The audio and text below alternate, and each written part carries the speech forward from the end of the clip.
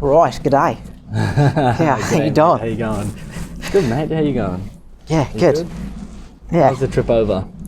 it's wonderful. Wonderful. Yeah, hour down on the train and then half an hour to this little station. Nice. Is it kind of like semi-rural where you live? Like, are you like? Yeah, so it's not city, it's not necessarily country, it's like what you call, I think it's called suburban, where there's just like housing suburbia. estate of like 130 Yeah. people, and then there's like another one over there, lots of land in between. But right now, everyone's building everywhere, so there's just no land anymore. It's crazy, man. The same thing's actually going on in Sydney, because Sydney is like 4 million people, but the population's rapidly expanding, and for Sydney, not the country itself. And It was a country. and there's a lot of offshore investors, like Chinese investors and stuff, investing in Australian property. So there's recently a huge property boom, and because there's so much land surrounding Sydney, like it's a city. But then, like after you hit the periphery of Sydney City, I mean, it's just expansive land. Is that near the fires? It's just like farmland. Is that near the fires? Well, like when you get outside of Sydney City, so like immediately within Sydney City, not really affected. But as soon as you start to get in the periphery, like there's a place called the Blue Mountains, which is just beyond Sydney City, and that was heavily Golf affected. club near me called Blue Mountain. Oh, really? Yeah. Well, it's funny because going to Australia, coming to England, vice versa, you start to realise that everything is named the same. Like, yeah, literally, like Birmingham in America, Birmingham in England. We're colonised by the British, and you go to. Hey, is that why? There's similar names in England to other countries because they're colonised. I assume so. Like in Australia, like everywhere you go, there is a matching suburb name. Like every suburb here, there is a suburb like named the same in Sydney, pretty much. Yeah, like King's Cross and it's everything, man. Everything. There's a corresponding city. It's all come from the UK, you know. Australia's got a mix of the two. It's also got a lot of suburbs and national parks, etc., named after or having Aboriginal names as well. So it's either things either named British or after the natives, Aboriginals. What does colonised mean then? Colonisation. Like you sell your government strategy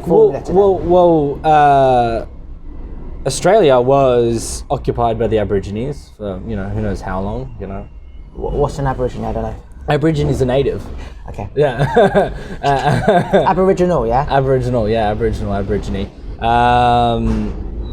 They're the natives, and colonization is essentially when, the way I see it is when like maybe a superpower comes in to occupy a country essentially and takes it from another group and then so literally like colonizes it, settles it essentially, right? Come and settles.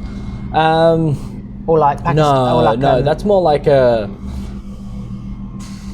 What would you call Ukraine? You mean like crime, like Russia going in and taking? That's I don't know what you would call that. Annexing a country. I don't know what you would call that. That is bullying your way into stealing a part of a country that you think How you about rightfully Palestine own. and Israel? That Trump is now going to do something where. Well, I think colonization is more, let's say, Spain coming into Mexico, right, and conquering the local people, the natives that live there, and then bringing their society and their culture there and making it a part of Spain. Right, they brought Spanish there. They made it Spain. It was Mexico. It was occupied by Mayans and had an ancient culture. But then the Spaniards came there on their boats with Cortez and like a little crew and conquered Mexico, conquered the natives, and then Mexico imposed their culture and their laws and way of life there. I think that's colonization. Would I have learned this at school then? Huh? Would I have learned all this at school? Did you not? No. Well, when I was at school, I used to be distracted thinking about other stuff like how can I make $1 million quid. I was the same. So I might be, but I've no idea. It's funny you say that because I'm very similar to you in that.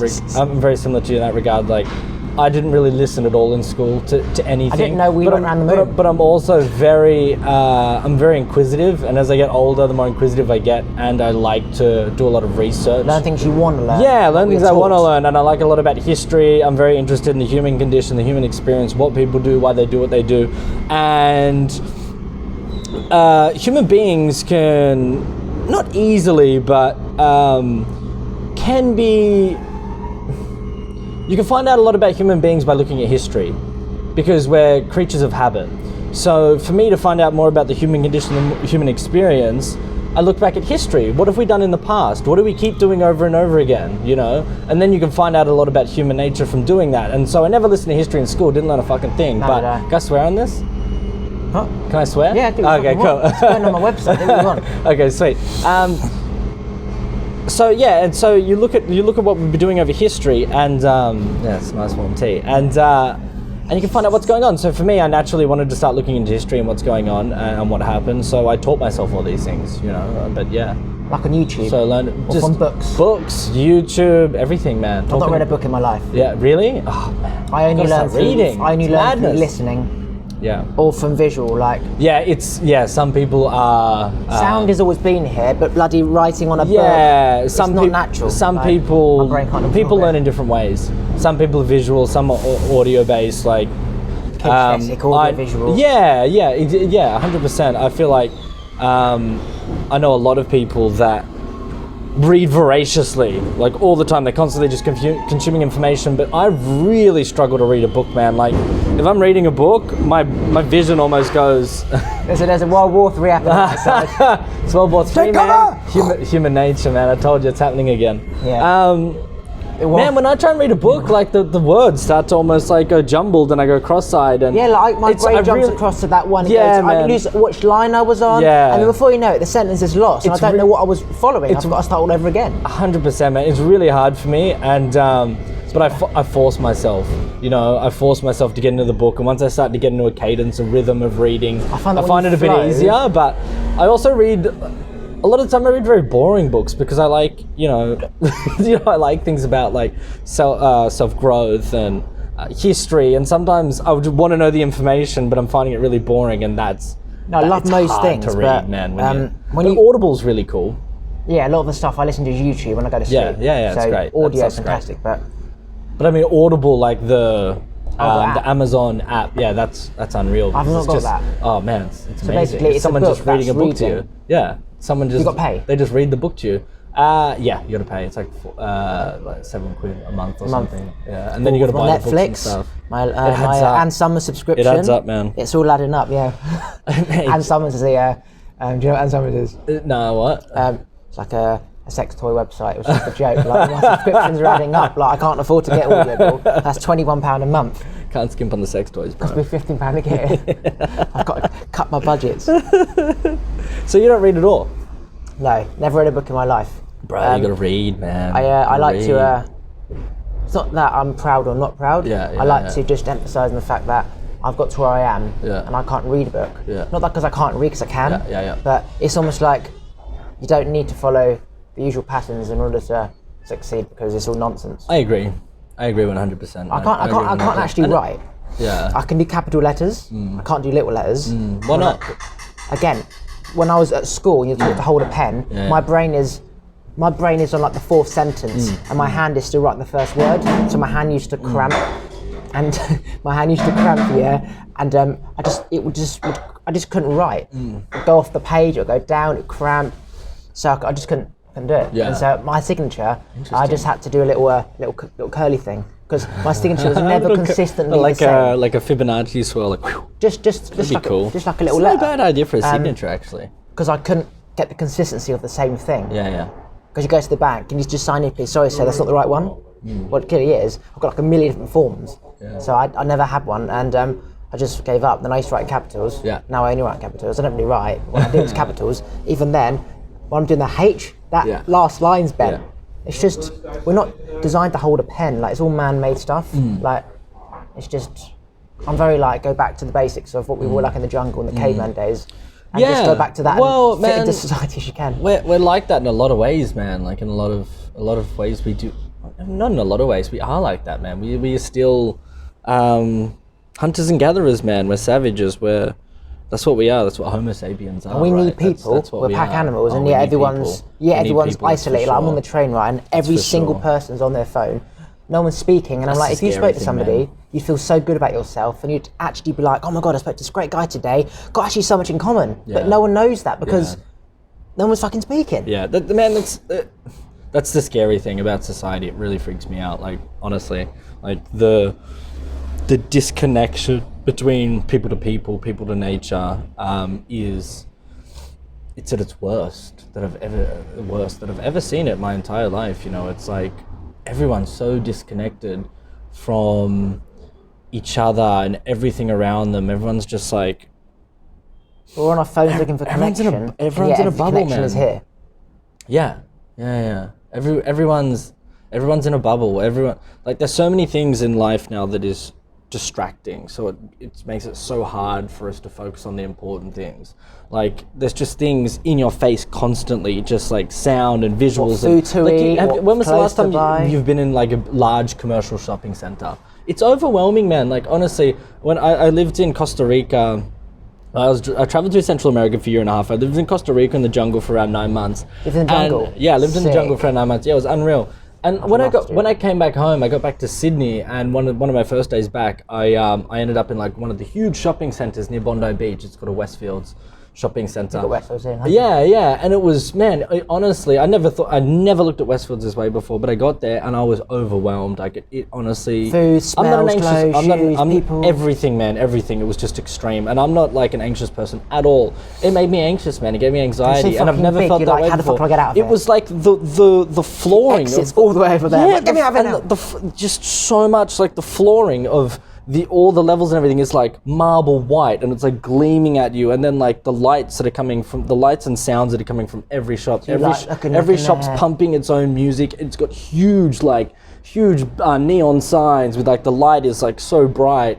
And when you come from nature and you go back into that, you're like, and there's like little kiosks set up everywhere, and people are telling you, "Go, sir, do you want a coffee? Do you want this?" And makeup, eyebrows waxed in the middle of everything, and you're just like, You're like, what is this, man? This is insanity. Like, no wonder why people feel more lost than they ever have before. Because, like, how can you possibly keep your mind about you? How can you possibly focus on the important things when you're just completely, all your senses are just occupied, overloaded all the time. You're just overwhelmed constantly. I go for 2 walks a day, one in the afternoon and one at night time. About 10, 11 o'clock at night, I go for half an hour walk because there's no cars because they've all gone to bed. There's no people. The energies of people are down. There's animals out, foxes. You see like wild deer, and it's just amazing. That's unreal. All the trees blowing and the light and the moon and the stars. And it's the greatest. I love it. It's the greatest, man. And if I don't, I feel like trapped. There's no better feeling than spending time amongst nature. And I think a lot of people forget that, or a lot of people don't have the opportunity to even experience that in the first place. Because you grow up flats in London. You grow up in a big city and you never leave it, and you don't know anything better. You just know the concrete jungle. But man, just going for a walk amongst nature, feeling the energy, the vibes of everything that's going on out there. I mean, you get a little bit of time. Let's say if you go for a walk by yourself and through a jungle or a park or whatever, you just get time for yourself, and you get time away from those distractions. And then when you get disconnected from all those things we're just talking about that distract you all the time, you start to feel the energy from the world around you. And then you want to be there more often because you don't feel good in fucking Westfields. Yeah, you feel horrible, man. And you can feel, the more time you spend amongst nature, you can see how we're all interconnected. Everything's interconnected. We're just like vibrating atoms and molecules, just bouncing around. And that tree is essentially constructed of the same thing I'm constructed of, vibrating atoms and molecules. You know what I mean? And that's just, that's kind of how it is. Solid to our eye because it's not. That's just the way I perceive it. It's just light bouncing off molecules that create that shape and that color and whatever. But when I learned all that's how it is, When I learned all this like energy shit, I used to go clubbing all the time with people, and then I stopped because I wasn't happy because they just wanted to get to the bar all the time, go for a fag. I'm like, just been for a fag, mate. What, can we dance? I want to feel good. I started getting to go by myself, and eventually I learned all this during that process of clubbing. I remember standing at the top of the club and looking down below, and I saw everyone fitting in. They're doing the same moves, they're dancing, they're all trying to fit in. But then I saw its energy vibration, and I saw that they're all the same vibration. They're all vibrating at the same frequency, which is the same as doing the same dance moves. 100%. And I just saw like this control of energy bopping. Imagine like the atom at school, like a box, and all the vibrations. I saw that and I was like, holy shit, we're just vibrations of each other. And I saw myself from like, the third perspective or whatever. And I just saw like all these vibrations in a box, and I saw myself as a really big vibration that wasn't supposed to be there because I wasn't the same as them. I'd either become that weak negative vibration or I'd have to dominate, and if I dominated they wouldn't be there because we're not the same. And around that time I stopped going clubbing because I'd served my purpose. of self-growth. Yeah, self-growth. I say purpose. Of just being yourself and not caring how they're judging you. Just dance how you want to dance. Talk to anyone who cares if she doesn't like you. Well, the dancing is also a beautiful thing because, like, think about like over thousands of years, like tribes. You know, what do they do? That's all we know. What do they? That's what we do, man. We dance and we do. Think about all the different types of chanting. Yeah. All ancient tribes have their own style of dance, music, like trance. Like they all have like little beats. They all have beats. They all have something connected to some sort of either psychedelics or getting you to in a trance state or a god. You know, and you know, there's something to that. Like I've been in many trance states from just like, you know, it's as simple as a modern day example, putting on a beautiful song that brings you to tears. Like, what is that? What does that actually mean? What is that actually doing to you? It is connecting with you in such a way, it's putting you in such a state that it'll bring you to tears. Or you put on your favorite song, you're feeling miserable and you put on your favorite song and the next minute you're just like, let's fucking do this. You know, you're pumped, you're great, you feel energized. It's, you know, it's a modern day, it's the exact same thing, man. It's like putting you in a state. It's manipulating your brainwaves somehow. I don't use manipulate in the bad word, but literally it is manipulating your brainwaves to make you feel something, you know. That's what music is. That's what dancing is. That's what it does, you know. That's a fascinating thing about it. And I think a lot of people disregard that or just don't even think about it. I think, you know, it's funny I say that. I think everything ties back to overload of senses. People don't have enough room in their brains. You know, it's filled with Netflix series and advertisements and work, and my boss is going to be angry at me because I didn't do this in time, blah, blah, blah. Snagging me? And you don't have enough time to even think or conceive like other ideas or think about energies or think about just like self-care or going for a walk or, you know, looking after, like, you know, people just don't have the time. You know, that's the classic thing. I don't have the time. When shut the fuck up. Like, you've got 24 hours in a day. You have the time. I'm sorry. Like, I don't get. Like, some people, extreme examples, yes, okay, you might not, but 99% of people have the time to put in an hour a day of self-care. Like, okay, you know, watch Netflix an hour less. You know, watch TV an hour less. You know.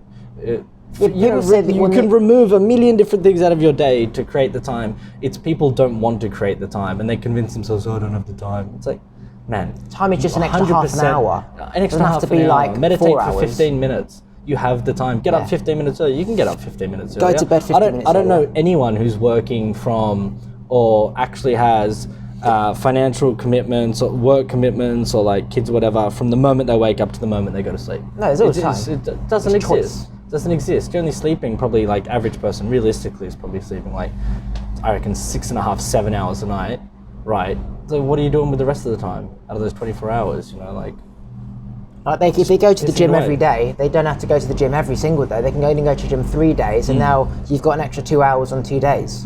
It's just like patterns have to be broken in order to gain someone else. Yeah, but I don't even think it's the gym, man. Like I think it's like, I mean, gym's a good example, but I think there's just like other things you could, like toxic things you could drop, you know, like there's so many things, and I do them as well, but I don't complain because I don't use the excuse I don't have time, and I always find time. Like I find myself on social, like, man, if I look, every now and then I do it, I look at how much time I spend on my phone every day, and it blows my fucking mind.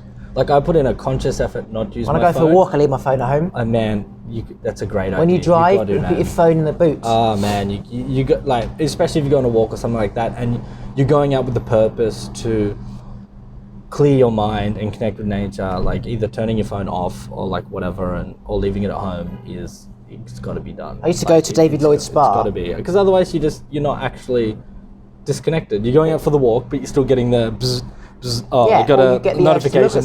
Notification from Instagram, notification from Facebook, notification from Bumble, notification from your friends messaging you, your mum's calling you. Like, you're gonna get 50 different notifications on that walk, and every time your pocket vibrates or it goes ding, you're snapped back into like the madness, you know, the chaos. You know, you're not actually disconnecting. You're not actually spending time amongst nature. You just, you know, getting buzzed. You're just getting buzzed back into the world, you know, and the world of chaos. Sorry, go on. So I find that when I used to bring my phone, even though I had it on silent, the fact I had it there, I could then search something or search someone because I had the ability. Whereas if my phone's at home, I will not be thinking about, okay, who was that person at school or what was the weather like tomorrow? So eventually that thought just goes away. So, and when I used to go to the spa, people are sitting on like the sunbed lounges they're even in the bloody sauna on their phone. I'm like, this is the time where you shouldn't be on your phone because your brain needs time to do nothing. Madness. I've got a real thing about hope that works there. I've got a real thing about It's a cool top, by the way. Thank you. I like pink's my favourite colour. I love pink, man. It's great. It's a fun colour, you know. It's nice to put on, and like a lot of people compliment on it, and I don't. Yeah, it's funny how people compliment on it, but because I don't think people are used to seeing other people wearing like a lot of colour. I think people wear. I've got 2 different colour socks on. I mean, I don't think a lot of people. Orange and pink. Yeah, I got pink socks on too, but all my socks are multicoloured. I just pick one different one. yeah, you gotta have fun, man. You gotta do little things like that. But what was I saying? Oh yeah, it's a funny thing. Like you see, people trying to take holidays. I find it funny. Like people are working like your standard 9-to-5 job and like working hard and trying to make a living. No problem with that. Like that's a beautiful thing. Each to their own. But you can't. I don't feel like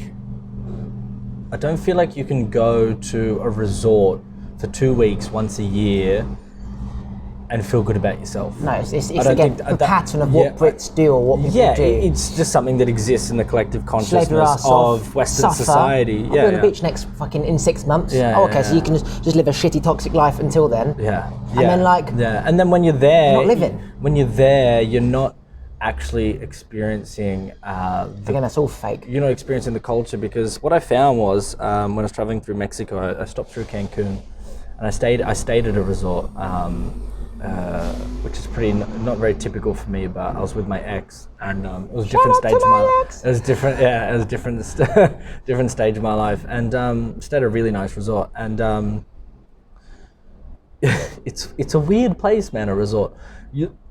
It's like you might as well be. I'm Australian. I might as well be at home in Sydney in a resort, because I can't tell the difference. Because you're in this giant complex, right? Hotel. It's full of international people. You leave the back of. You walk out the back from your room, and you've got the pool there. You got everything there. You got international food, not Mexican food in Cancun. You got international food, and then the beach is right there. It's like a private beach, and so you go into the water there, and that's all you see. And then you spend 2 weeks there, and then you go home, and it's like, why the fuck did you go to Mexico? You could have gone to the Premier Inn in Bournemouth Beach. Bournemouth Beach, yeah? You got the beach, Premier Inn, lots of food.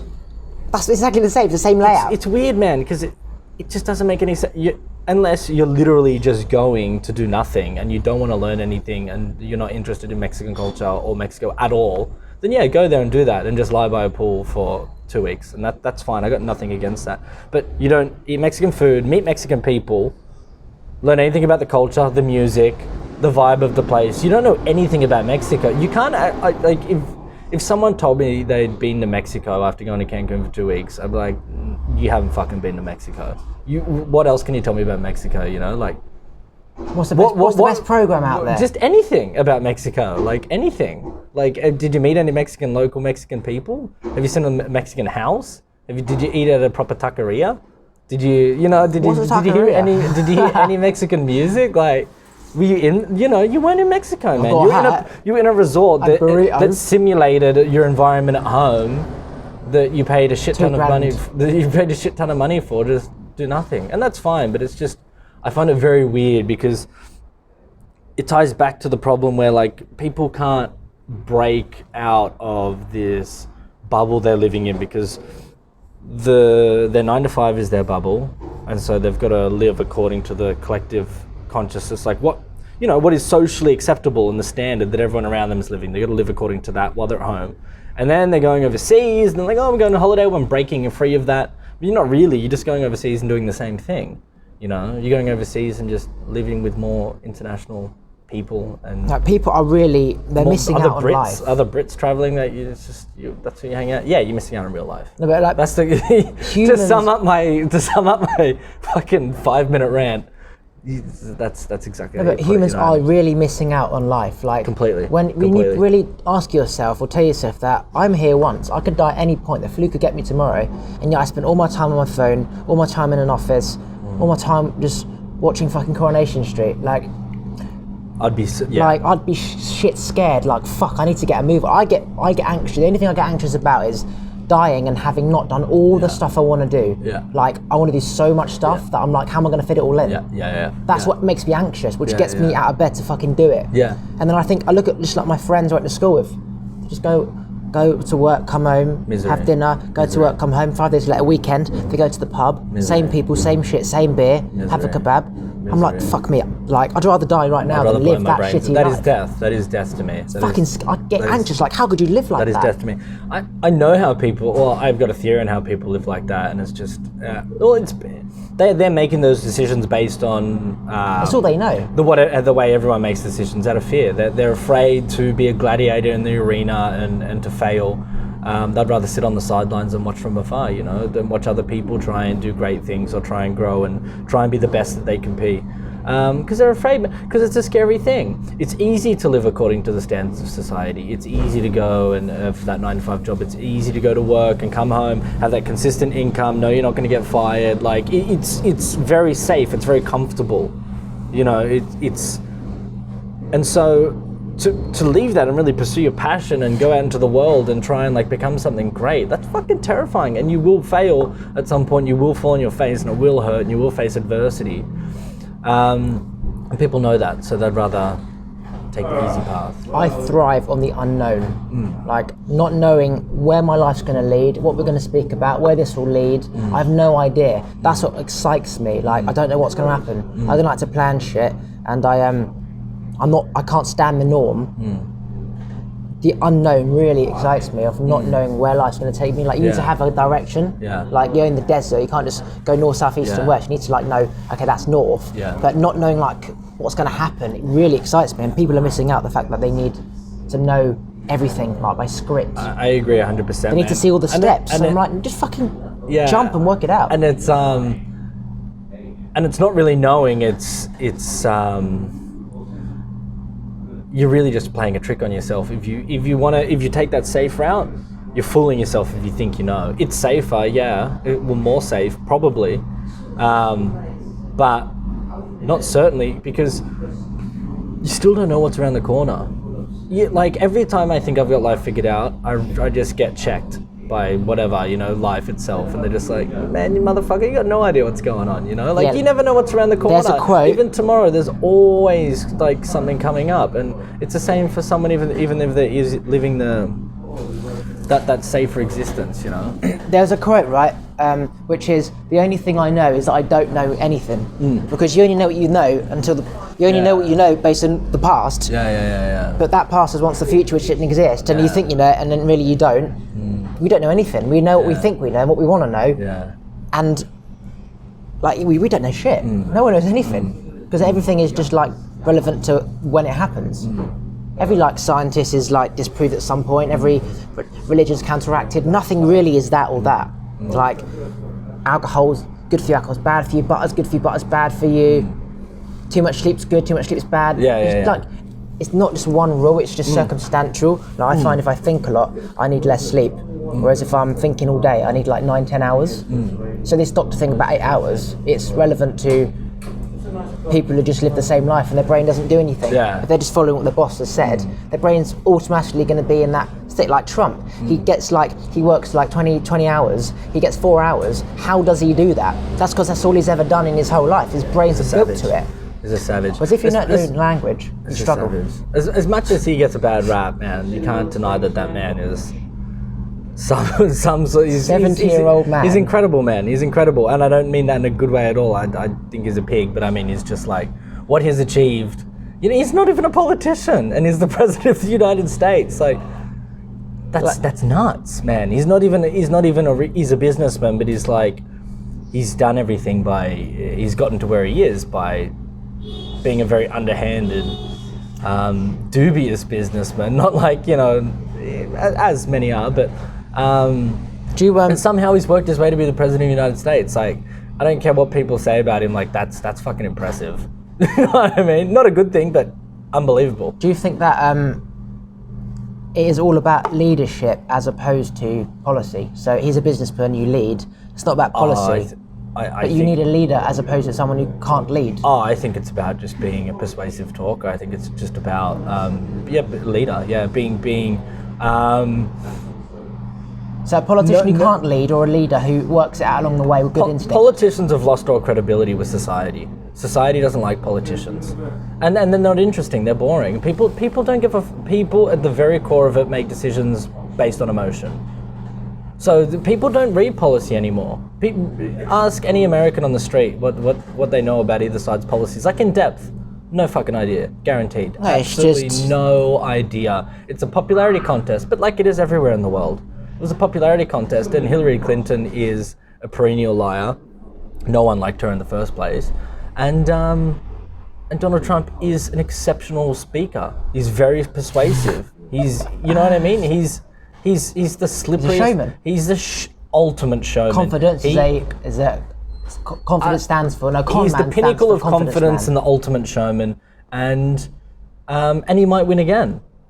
He's done all that he's done, and he might win again. He's very well. Do you reckon he will? I think he probably will. Yeah, I think he will. And because he's the ultimate showman, and people want to see a show, man. People want to feel, people want to be emotive. Make America great again. How great is that slogan? It's genius. It's unbelievable. You know what I mean? He even came up with that slogan. He's the slipperiest. Ronald Reagan, who he was like in vision of. Yeah, he was part of the Hollywood, and he's trying to take all the people down. His slogan was "Make America Great." Yeah. So he took it from. Took it from him. Yeah, of course he did, man. Donald Trump? Everyone thinks he's stupid. He's not. All of his buildings, he only owns like 3 buildings. Intelligent. The other 17 are just licensed the brand Trump. Yeah. He's a unique human, man. He's something. He literally is the slipperiest person I've ever seen in my entire life. Like, you can't.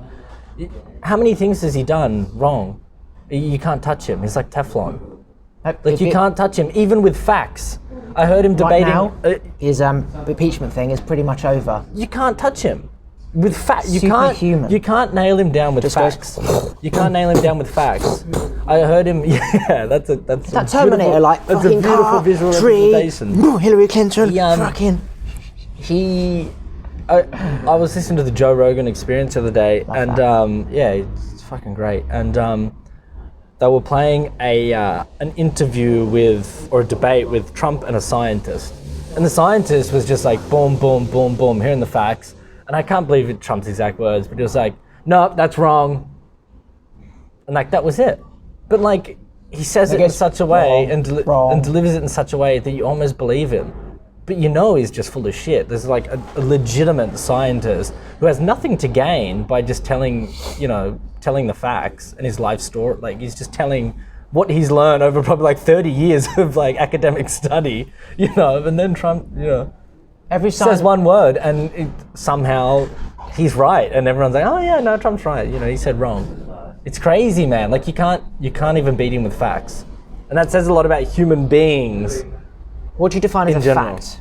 Your own opinion of what is a fact, not what you're told is a fact. That's a good point. That's a good point. Because facts are slippery. For me, fact is something that was believed by the majority, where you've lost the source of where it's come from. Yeah, I do agree with that. It is a physical study, like in a lab, right? Yeah. But that was based on the tools and the funding and the people with the knowledge and the books that they had then. Yeah. Like, everything changes. Yeah. Like, just because something was done like 50 years ago in the lab, and you can't cure HIV, that was there, now you can, so things change. So if it's facts based on that science, and that scientist has learned from a scientist at university, who learned from a professor, who learned from a university fucking person 50 years ago, based on a book, that was based on the knowledge then that was what's called a fact. So really, that's not a fact, that's just relevant then, and then the majority believing this is based on knowledge then, but so that's not a fact either. So really, nothing is a fact. I agree 100%. I agree 100%. Doctors say I agree 100% with that. 2 years to live because you've got bone cancer. Fuck off! I'm just going to go to travel the world and miracle, it's gone. Oh, is it really? Well, apparently that's a fact. No, nothing is a fact. I agree. I agree wholeheartedly with that, man. We don't really know anything for certain. I don't even know for certain that I'm sitting here in front of you and we're two Homo sapiens and having a conversation on a podcast. You know what I mean? I'm convinced that tree is a daffodil. You know what I mean? Like, that tree is not even a tree. It's just a tree is just the label that we've given that thing that grows. Tree is a man-made word. We made up language. We made that thing a tree. We called this a table. We called this a cup. No, that's not a table. That's not a cup. That's not a tree. They're just things that exist, and we've labeled them all. These are just vibrating atoms and molecules that have taken the shape of this, and we've just named it a cup. If rain came down on this, right? Over time, this would just like mush and become mud. Like it would just like a rotten tree. It would just become mud, which is the earth, and you could pick it up, and it's just like so you've got this solid thing that now is just like dust of mud. So it's like, well, that was never there. That's just a bit of clay, which is basically mud over thousands of years. Yeah. That's not solid. Like everything's bullshit. Exactly. That camera is metal, which is from a bloody rock. Everything in this world came from the earth, and everything will go back into it. Yeah, everything. Every piece of material that a car is made from has come from this earth. What fascinates me is you go to like Australia. This table, this cup, everything. You know, like on films, so like Breaking Bad, for example, they've got the train track with the trains going across like America, and there's just like this track that's been there for thousands of years, just desert everywhere. You see like this old car that's been there for like thousands of years, like an old wheelbarrow from when the miners were doing it 1,000 years ago. To me, that fascinates the fuck out of me. Just think that some humans were here doing something with that axe that tall. He wrote on the tree's name. This car that's just like been there for so long. That to me, that's incredible. And I go back to the mindset of why did that guy leave this car here? Like, what happened? Like, there's just the glove there. Like, what was he? Does he dig? He was having a wank. What was happening? Yeah. That really like makes me like, having a wank with just that glove. Yeah, that was his wank glove. He just brought it around everywhere with him. Like, there's an animal carcass and a human carcass. Like, what was he doing with that? Did he eat it or did he fuck it? Okay. And there's just a glove. I'm gonna say he fucked it. I'm almost certain. That glove, like, what the fuck? It's fascinating how quickly nature reclaims things. If you look at, forgotten cities, there's many of them, many examples like Chernobyl. Like on YouTube, you type in like there's abandoned buildings. Yeah. There's the one in China. Yeah. There's like an ocean around it, and just like an island with a massive building. Yeah. It's got bloody trees growing out of it, and it's like within 10 years, animals. Within 10 years, a city will be engulfed with water, with nature, with flora and fauna, and then within 30 years, it'll be like, half gone. It'll just be completely overrun. You see like old houses. It makes you kind of think if we become extinct, how quickly the world will forget us, Homo sapiens. I think about it a lot. We'll be wiped off the face of the earth in 30 years, 40 years, 50 years. 120 years. There would be still lots of remnants of our existence, of course, like huge skyscrapers or whatever, but like be well and truly overrun. 100 years we could be, gone. 120 years, I think we are gone. Yeah. Why? Flu, water. We're all becoming gay and lesbian, so we're not breeding as much. But you know how like as the Earth spins, we're supposed to migrate with the heat. We're staying here, putting on a log fire, relying on electricity from electric gas, whatever. We're supposed to be there. Eventually, it's going to become too cold, too hot, that there's nowhere to go because humans have just like blocked a few houses there. So you can't go, so you're stuck. And the food's going to run out. Food's going to kill us. I don't think we've got like 120 years. I can't see us being around. And if we do, there'll be like small tribes of humans, and we'll start all over again. It literally will just be no internet. It'll be just tribes all over the place.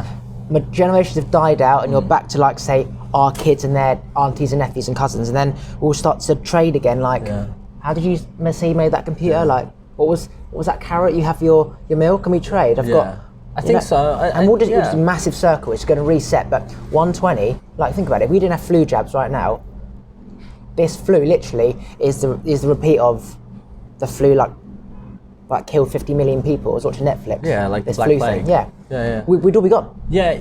And all of a sudden this just doesn't exist. Yeah, I agree, man. I at least think there's going to be some major correction, I think, at some point.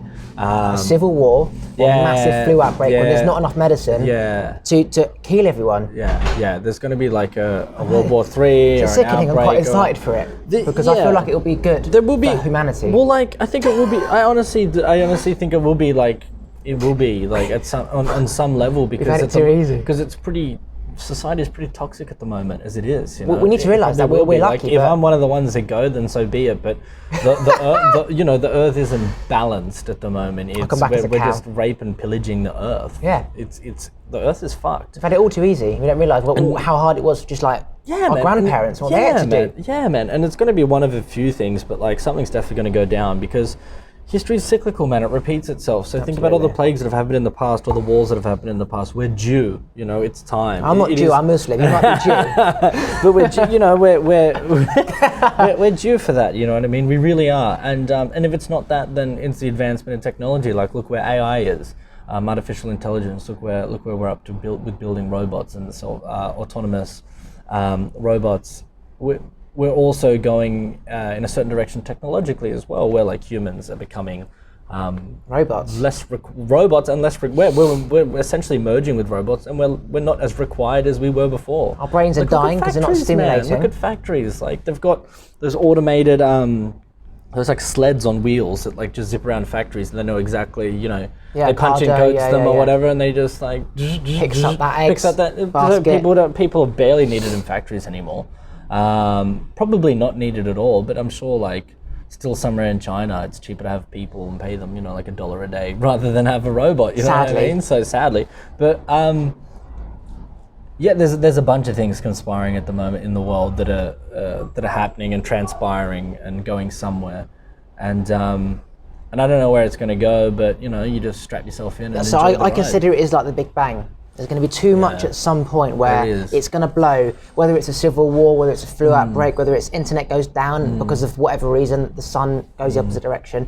And something's going to happen where it's going to change everything because we've just evolved and we've not looked about what we're going to do if that happens. Like, you know what I mean? Like, I know exactly what you mean. There's no, like, something's going to go down. Something will happen. Without a shadow of a doubt. And I don't see it as a bad thing. I don't see it as a bad thing at all. It needs to happen. And it's just a thing. It's going to happen, and if it happens, it happens. I said, if it happens to me, I'll go live in the jungle. 100%, man. That's the place to be. I'll just go become a monk in Thailand, and shit goes down.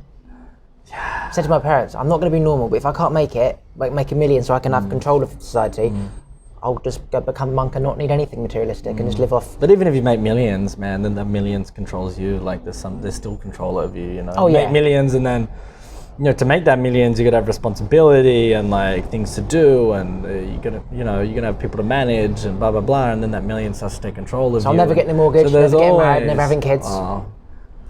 That's a good way to. I need to be free, make money, get a house stable. The family will live in the other half, and then the rest of the money I will travel the world and just see humans and serve humans and speak to humans and help humans. So you don't have kids or a wife or anything? I want to travel the world and just help humans. Like the point is, you need money to do that. You're a monk then. You're like 90% of the way there. Yeah, literally. You got a shaved head. I live off have like you ever been nuts to Nepal and bird or anything, food and or Bhutan or anything? You should go, man. That's the thing. When I was younger, everyone went travelling. I was trying to make a business so I could travel for the rest of my life. Whereas if I was to go to fucking work at Tesco, save up $2,000, I'd be back in 3 weeks. Yeah. It just repeats. So I took like 8 years, 9 years to make it.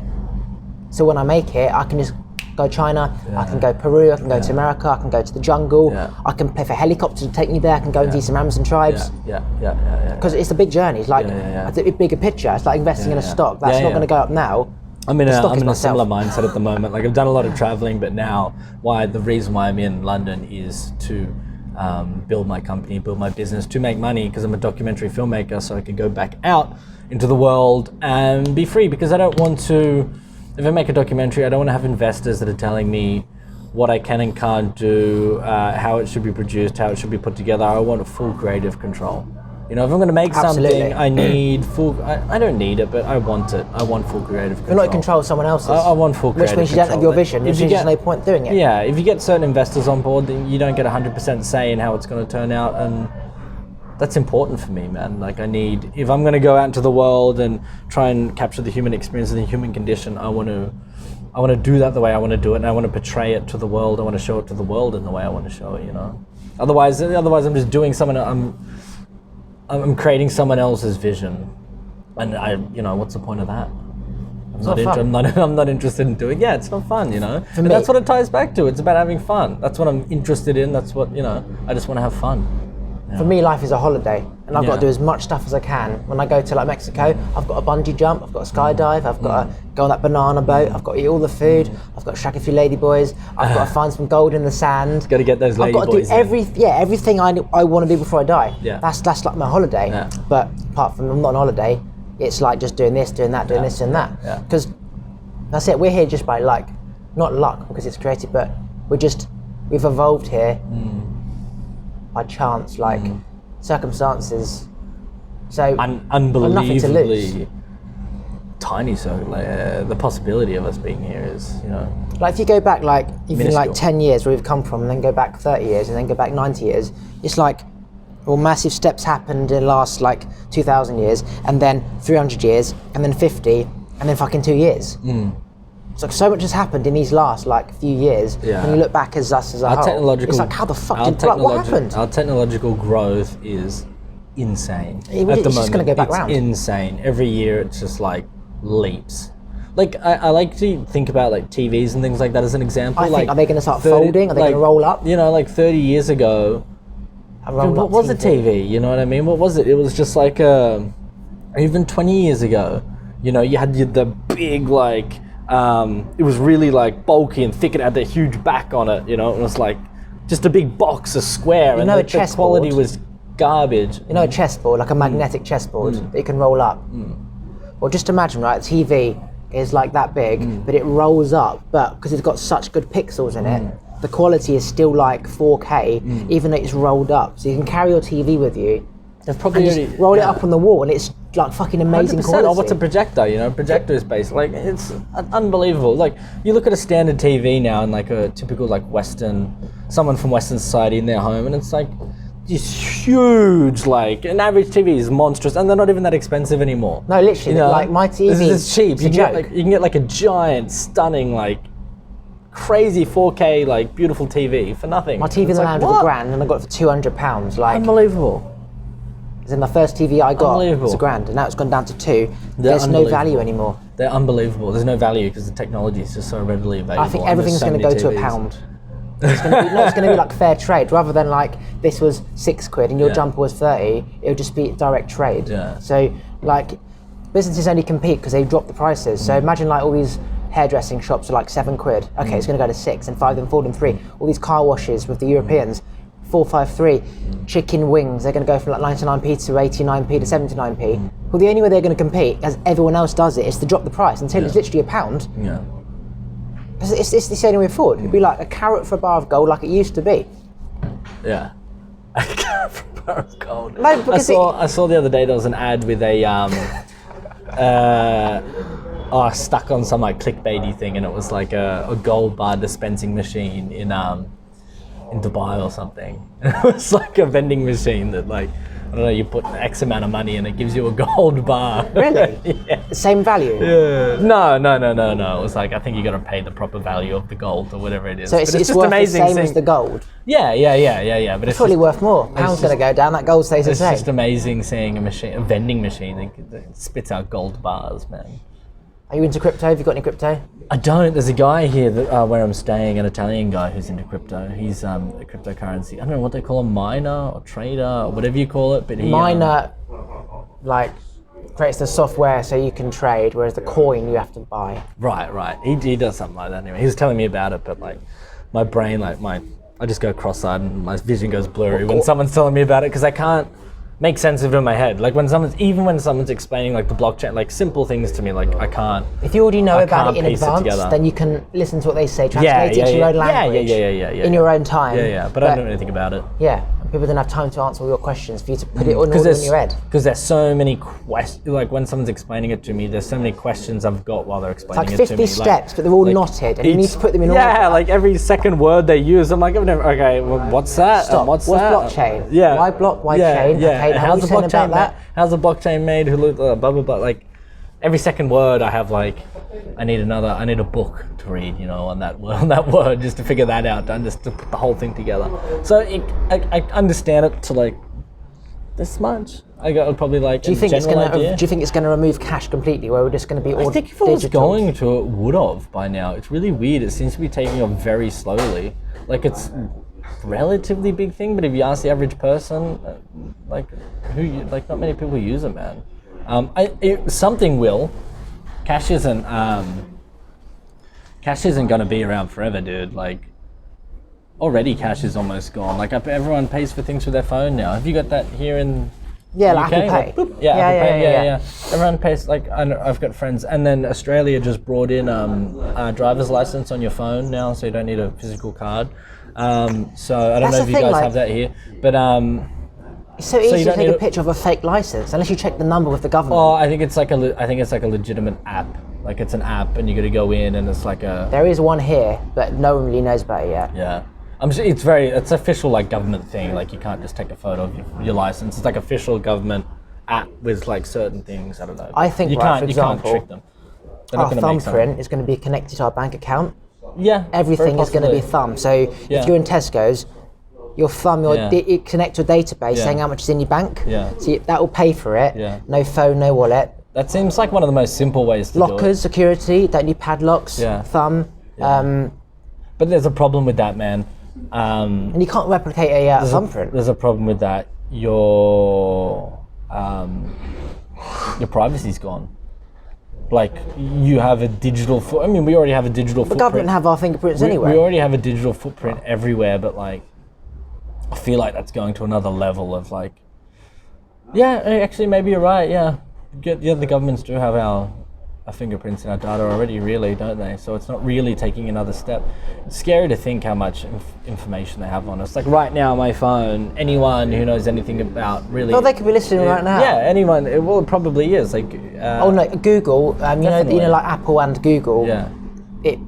They're both picking up what we're saying. Yeah, 100%. So when we go home That's on like a laptop or your whatever, it will come up saying like new plants or benches. Mental. Like. And if you want to stop it, you can't use Siri or anything. That's such an invasion of privacy, man. I find it like... But we can choose to opt out to Siri, but we just don't get Siri. I find it disgusting, man. Like, I think it's such an invasion of privacy. Tailoring your needs so you can buy this lovely plant. Yeah, I don't want to buy is it for me? I don't want to buy a fucking plant. I've never gotten an ad where I've been like, oh, thank God I was talking about that thing, I want to buy that. Like, it doesn't know what I really want. Like, just because I'm talking about something, it doesn't mean I want it. Like... That's Edward Snowden mentioned this on Joe Rogan, like when he did a Skype call with him. Yeah. And he was saying like, it has always been happening, but he was saying it like we don't know, but it was real. It does exist. Like it happens. Yeah, of course it does, man. Those Alexa things in everyone's houses, they record everything. Oh yeah, everything. Every single bloody word. They go to huge databases. There's one huge database center in what's it called, like Alpine or something, or like Alpine Grove, I can't remember what it's called. It's in the center of Australia, and it's a US data center, an American data center, and I think they call them like mega data centers or something, and all it does is just collect if you Google, text messages, phone conversations, blah blah blah, and it's just all going there. The scary thing is, man, like... Have you seen it? Have you seen that place? No. You go on Google, type in Google's cloud data place. It's like fucking 2 acres of land. It's got waterproof protected in case it floods because it's like risen or some shit like that. It's just like these like long things. Like everyone's fucking like it's crazy, but it doesn't scare me because unless they're specifically searching for you because you're a criminal, no one will ever see that shit. No. Oh well, we don't know that. That's a problem. We don't have control over that, do we? You know, like the government and businesses don't. But it's like there's nothing to hide. Then, like the government and businesses, they don't do what's best by the people. They don't give a fuck. They give a fuck about money and power, and so they'll do whatever they need to do with that information. You know what I mean? They're not ethical. Government's not ethical. Big business isn't ethical. They've got that information, and we think they're going to look after it. They don't give a shit what happens. They'll use it when they want to use it. They'll use it when they want to use it, man. And then they'll come up with an excuse, and they can't get in trouble. Like businesses like Google and Apple and Facebook, they can't really get in trouble. They can get called up in front of the world and the courts and get put on show, but. That's why Hillary Clinton never got anything done because they're too powerful. They're just straight up too powerful. They're straight up. It's that simple. Like you can't fuck with the business that size. The business is more powerful than the government almost. Yeah, because the politicians need the funding in order to get into power. The politicians need the funding that comes from those businesses, man, and they can, they're making literally billions of dollars a year. Here's $500 million. You give it to a politician. Like, give anyone $500 million, and they're gonna do whatever the fuck you want them to do. Give me $500 million. I'll do whatever the fuck you want. I'd buy a jungle. You know what I mean? I'd buy an island. I would. I really would. I just would. I'd buy an island, make a few cabins for everyone else, it's a few animals. Yeah, man. And the government's the same. It's just madness. I mean, look, Trump's in power. Hillary Clinton wasn't any better. She wasn't, barely a better decision. She's also corrupt. If you look at like kickbacks she would get from doing speeches and things like that, like how much she would get paid for certain companies, and those companies would be paying her for speeches. But really it's a handout. It's a handout. Their campaign. Yeah, it's a handout. It's a handout. So when it comes time to making policy, she is favourable. What's amazing is like most people don't know this, but we speak about it so casually, like it's what exists. Because it does, but most people have not a clue. And it's not even really that hidden. No, it's not. It's just they just don't. It's out in the open. Like how much these politicians get paid to do certain things is just it's public knowledge. But people don't. People again. Tying back to what we were talking about earlier, just so distracted they don't give a fuck. Like they've got so much going on in their own lives, they hate their job, they're not getting paid enough, they barely pay the mortgage. I'm trying to find out who and follow them on Instagram. That takes 10 minutes. They're feeling anxious, they're feeling, depressed, pegging themselves, comparing themselves to like other people's Facebooks and pegging. I don't even know it's a term. Pegging in England means a woman putting a fucking strap on and fucking a man up the arse. She's too busy pegging her husband. Too busy pegging. Bend over, mate. That's unreal. That's unreal. I'm going to use that term often. People are too fucking distracted, man. And so the information's there, but no one looks at it. Actually, you know what? I think more people do now. But yeah, it's so out in the open. It's so obvious. And I think it's a part of the problem, the fact that it's so normalized. It's just become every day, for businesses to act that way, politicians to act that way, for society to run that way, that we're not really shocked anymher. Like I am no longer really shocked by anything, like terrorist attacks, anything. Right. Like if I see it on the news, I'm just like, it's not nice, but it's not just, nice. But if I see it on the news, I'm just like, this is so common. And you go back thousands of years. So common. It was happening then. And it would be happening now, apart from everyone's policing it, so there's less of it. Yeah. So when we see it, we're like, how can this happen? It's like, no, it would always happen, it always has happened, but because there's police, it means there's less of it. And it's rampant, and it's we live in an outrage culture, but we people are so cut off. People are so cut off when it comes to, or like I think misguided with what they get outraged by. They're like, might get outraged by this terrorist attack on London Bridge. Horrible thing. A couple of people died, but they don't know about the 10,000 the community in the Congo where 10,000 women got raped on Netflix and beaten, right now, and a whole school of children got kidnapped, and they got executed, and it's like, there's a thing on Netflix you're picking right now and choosing what you're outraged about.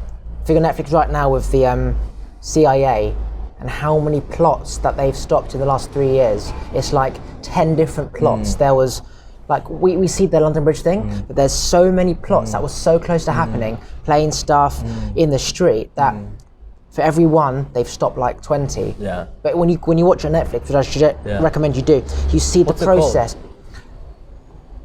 Terrorist attacks, near terrorist. You'll see it, just like terrorist stuff. But and you see them all tracking like there's like 100 people watching them from each different place. They've gone into the hotel, drilled a hole so they can see them, and they're so close to doing it that they stop it. And you have no idea that would have easily happened without policing and shit.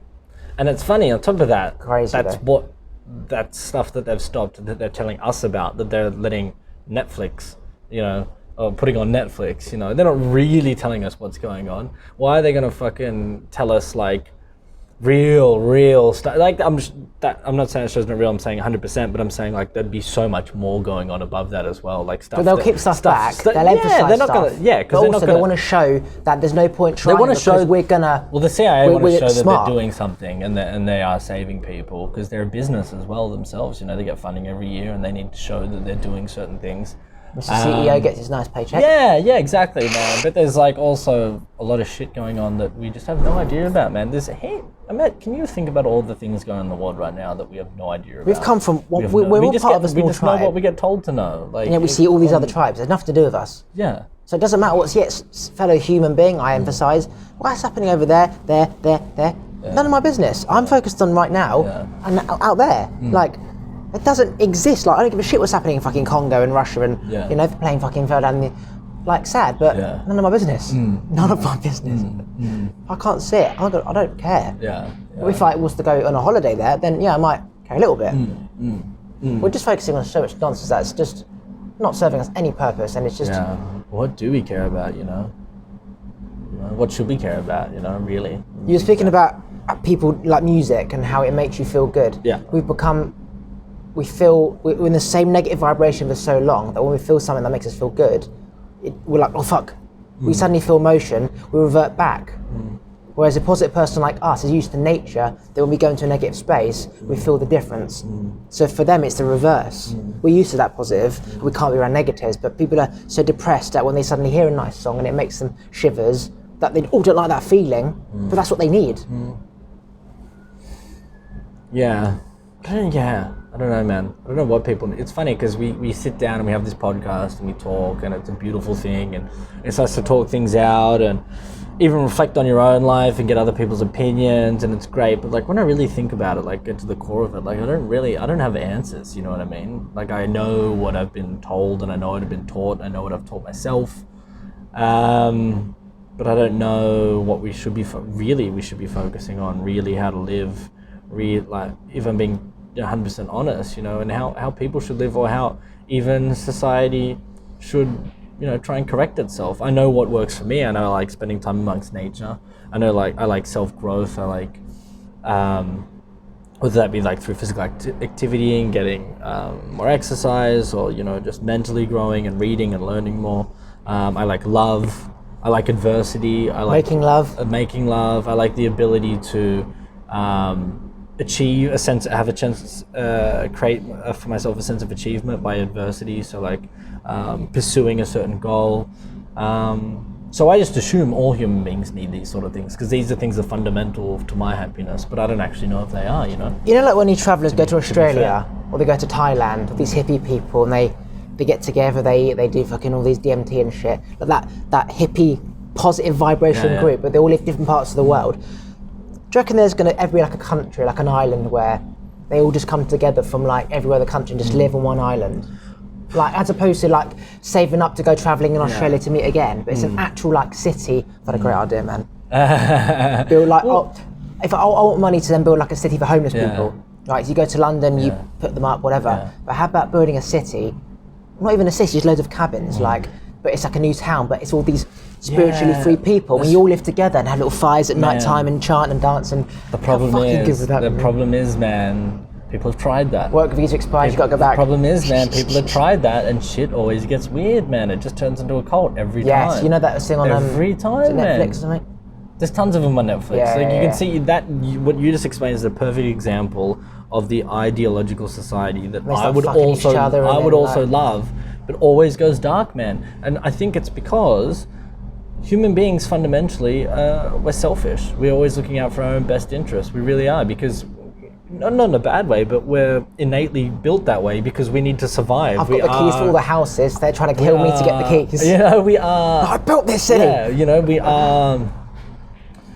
We do things in self-interest because we're animals. We need to survive. One before two, and if one's okay, then it's all about two. That community gets weird. And you know, it's funny. I used to be really really idolize the hippie movement and the culture, and you see it so much now recently. I reckon the past 10 years, like, it's made a resurgence. Like, at least in Australia, like, I've got friends back at home, and like groups of people I know, like, really, like, you know, really like to embrace that sort of culture. But I also think it's like, it's a funny one, man, because if you look at old hippie communities around, if you ever visit them, they're not happy places, man. They're kind of they long for, they've been lost in time. They've been left behind. Like this classic example in Australia, they don't fit in anywhere. They don't fit in anywhere. It's not even that. It's just like their ideology seems to, like, it's beautiful at the beginning, but it's missing something.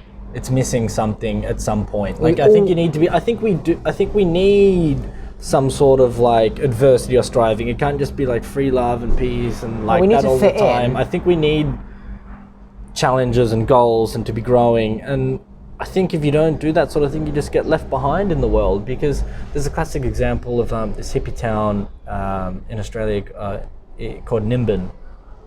And it started by, there was a huge festival there. I think it was called like the Rainbow Serpent Festival or something back in like, well, I'm going to butcher this, but it was probably in like the 80s or something. No idea. But or 70s, and it was a huge festival there. And then like it's on the inland, it's inland from Byron Bay, like it's famous like little beach town where like a lot of like celebrities and stuff live, and it's about Australian celebrities or American celebrities. Mostly Australian, but probably both. It's just like a really sort of glamorous beach town, and it's about an hour inland from that drive from memory. I've been there a few times, but I got a terrible fucking memory. And yeah, it was a huge festival, and then people stayed from that festival. You know, like, this is beautiful, whatever. And then so like the festival moved on and disbanded, but like some people stayed, and so then a town was built out of that. You know, there's probably even no land to buy. You know, so it was just remote. It was just in the middle of. It's like in the middle of like, it's quite tropical there, like in the middle of like this little forest or whatever. And now it's a town, and it's really known for like, you go there, you buy weed, they sell like mushrooms, marijuana, and whatever, and it's like a little place people like to go to sometimes. But it's you go there and it's fucking dark, man. It's a dark place. It's not a good vibe, man. It's a heavy energy. There's a lot of drugs there. There's a little gang there. And it's tiny, man, tiny community. There's a little gang there. There's people hanging in the parks, like getting fucked up and on drugs, and they yell at you in the streets. And it's like, this is the perfect example of a community that wanted to have something beautiful, but over the years, it's just hasn't been able to. And I think it either goes one or two ways. Like it goes your way, where like the same thing, you get a beautiful community together, but it gets like, becomes like culty, and then one guy wants to fuck all the women, and then and then it gets weird, and then guns get involved and shit goes down. You see it time and time again. Like you look at history, it just happens over and over and over again, and like people are surprised every time it happens. It's like, why are you fucking surprised? So it either goes that way or it goes dark, and these people get left, even if you look at animals, get lost in time. And so that doesn't seem to be the answer either. There's always a king lion that's head of the pack that gets the female, and there's another big lion that steps up, fights that lion, he takes the pack. You can't just allow him to have it. Everything goes up, like the stock market, and it goes down every time, because it's just how it works. It just everything goes back around. So that ties back into what I was saying before. Is like, I really don't have the answers of like how to live. Like for me personally, that a hippie community sounds like the perfect life, but it turns out that it's not really either, man.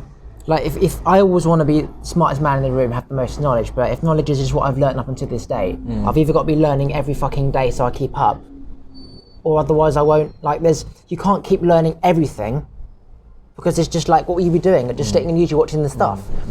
But then if you don't do it, then you become out of sync. So there's no answer. Like if you just be, then that's great in the moment, but there's no you need to learn stuff, but then that's going to be wrong. And so again, we're all searching for this like definite answer, so we feel like, okay, we've got what we need, but there's no such thing.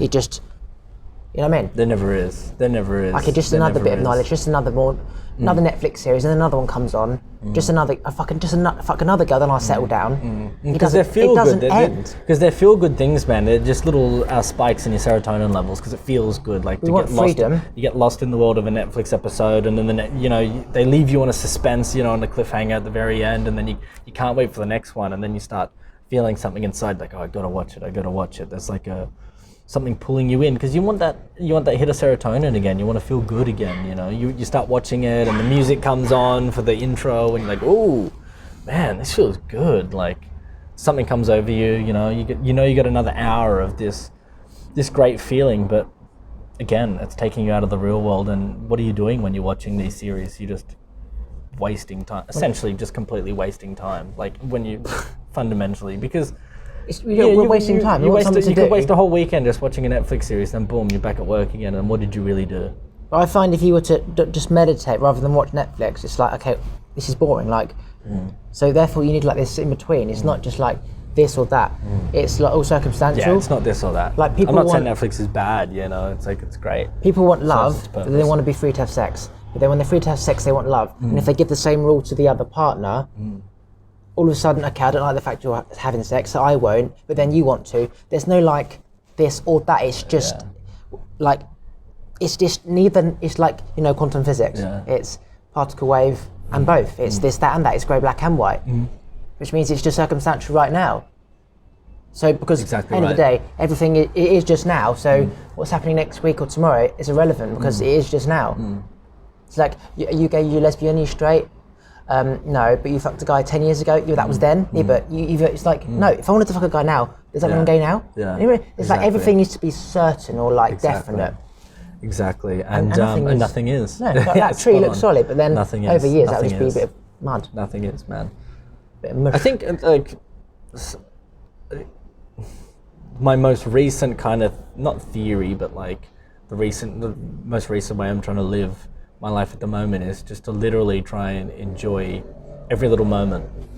So just extract it, don't care about, you know, the past or the future. Yeah, everyone knows that, obviously, because that's where our mind is most of the time. But if you're thinking about the past or the future, then you're not focusing on the present. Direction. But I think just like, there's always going to be things transpiring and happening, whether it's negative, good, or whatever.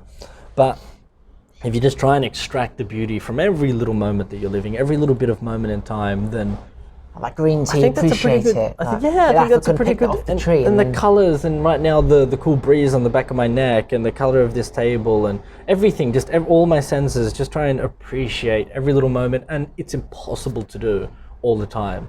I can only remind myself like 2-3 times a day at most, like, Alex, like, snap out of whatever, you're feeling anxious or stressed, or you got this to do, that to do.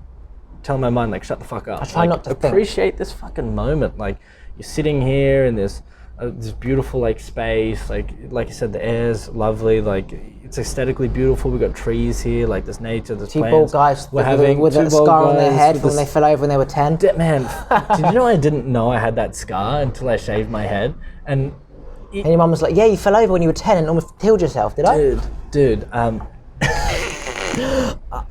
your brother punched you with a baseball bat. I had long hair to about here until about on New Year's Eve I shaved my head. And I didn't know I had a scar on my head until I was sitting on a bus here in London. And some guy goes, what happened? It's ridiculous. You know, the buses have got like little cameras all rigged up everywhere. You saw the camera from the back. Dude, I was sitting up at the very back of the bus, and there was a camera right here. I didn't know. I'm sitting at the very back of the bus. And Is that me? You know how on the bus they've got like a little TV?